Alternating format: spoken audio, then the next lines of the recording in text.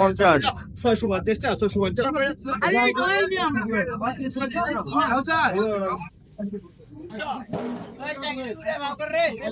আসসালামু আলাইকুম রহমতুল্লাহ। আজকে আমরা আসছি বিক্রমপুরে ঘুরতে। এটা বিক্রমপুরের সিরাজদিগান থানা। এখানে আমাদের এক বোনের বাসা আছে, আরজাপুর বাসায়।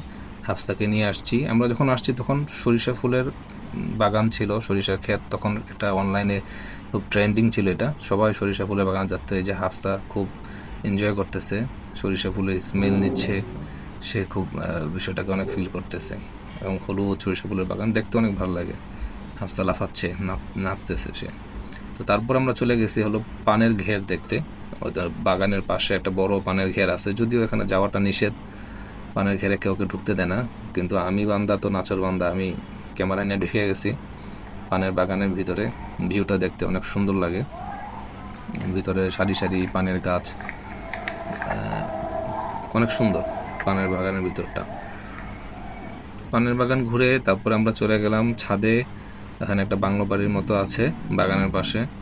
তো হাফসা মেহগনি ফল উড়াচ্ছিল, যেটা ছোটবেলা আমরাও করতাম। যে মেহগনি ফল পেলে ওটাকে ভেঙে ওটার ভিতর থেকে ওগুলো বের করে উপর দিকে দিতাম, আর ঘুরে ঘুরে পড়তো হেলিকপ্টারের মতো। তো এই যে জাকিয়া আছে ওর পাশে, জাকিয়া ওকে কুড়ায় কুড়ায় এনে দিচ্ছে, আর হাফসা এক এক করে উড়াচ্ছে। হাফসা অনেক এনজয় করতেছে এটা। এই যে একটা একটা করে টুকাচ্ছে আর হলো উড়াচ্ছে। তো বিকালবেলা শেষে আমরা সন্ধ্যাবেলা আমরা বারবিকিউর জন্য বসে গেছি।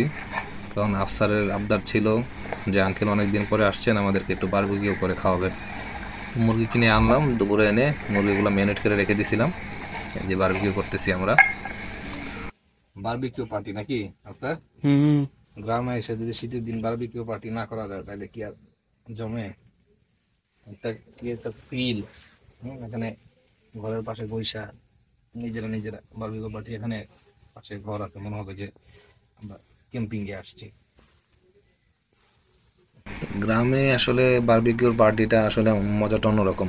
নিজের চুলা থেকে কয়লা উঠায়া, হ্যাঁ, কয়লা উঠায়া ওই সেই কয়লার উপরে বারবিকিউ করা, একটা স্মোকি ফ্লেভার। এবং কি এবারের বারবিকিউটা আমার একদম বেস্ট হয়েছে। মানে আমি লাইফে অনেকবার বারবিকিউ করছি, কিন্তু এই বারবিকিউটা অনেক বেশি টেস্ট হয়েছে এবং কি অনেক বেশি জুসি, কালারফুল। যেমন দেখতে সুন্দর হয়েছে তেমন খেতেও বারবিকিউটা অনেক মজা হয়েছে।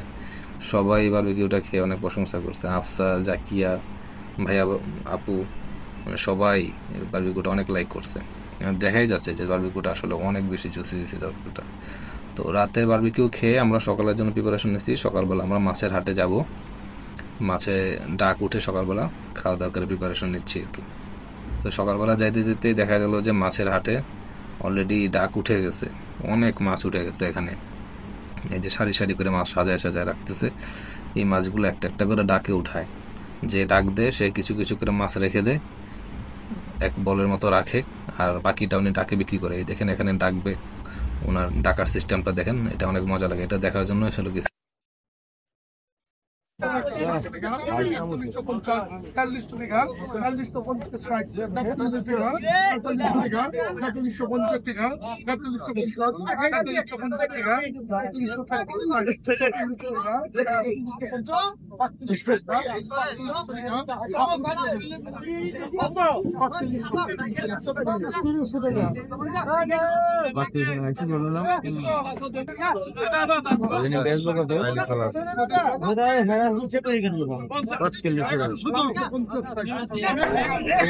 কিছু মাছ উনি রেখে দিল, রেখে দেন হলো না ডাক দেন।